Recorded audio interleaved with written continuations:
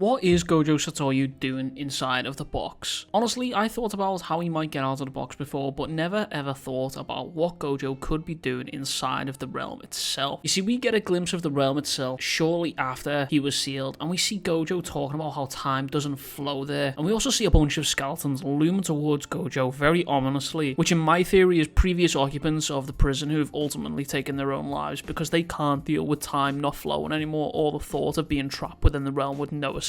My name is Andy, or Dynamic Weeb, and in this video I'm going to be discussing some of your comments from a previous video and come up with some theories about what could be happening inside of the prison realm right now and how Gojo has kept himself entertained. So let's deal with comment number 1. Asaya said, imagine if Gojo comes out even stronger, which is a really interesting theory because my counterpoint to this is how could he do that? From what we know about Jujutsu sorcery, becoming stronger is something that is either an innate talent and or techniques, or through combat experience to allow the sorcerer to train and refine their techniques to an even more efficient level. And this was the case with Mahito, a cursed spirit who started off at a certain level, but with every fight they gain more and more power, learning domain expansions, eventually even getting to the level where they can copy Gojo using his domain for 0.2 seconds to land a hit on Todo. And Todo is no easy dude to fight against here. And then they eventually transform into an even stronger version of themselves, a final form if you will. We even see the same thing happening with Gojo with his first fight with Toji. After Toji defeated Gojo, he then learns reverse curse technique, bringing himself back to life. All of these growth spurts were all attained by combat. With all that being said, within the prison realm it only holds one occupant at a time, and that is stated by Geto himself, which leaves us with the problem of who can Gojo fight and get stronger when he's already at the top while he's inside of this prison realm? And the answer is no one, realistically. I mean, unless he's throwing hands with these skeletons, there's no one inside there that he can fight, and those skeletons can't even touch him because of his own technique, because of the limitless technique and infinity technique. He can't be touched. The only other possibility that I can think of here is that Gojo has spent his time meditating and seeking mental enlightenment, similar to how Netero did in Hunter x Hunter, where he took himself to an isolated spot and just meditated until he learned the true meaning of gratitude. And that's the only other option that I can see for Gojo here to come out of the box looking even stronger. The next question from Shanti Brandt is, will Gojo still be human, is the question. Now that one, I really love this question, because for all of the feats of strength we've seen Gojo accomplish over the time in the series, we've never once questioned if Gojo could be manipulated in a way that steers him away from the strongest hero per se, to walk in the path of the strongest villain. And there is a lot of theories about what Gojo will do and how he will react once, or even if he is released. And a lot of those theories walk on the same lines of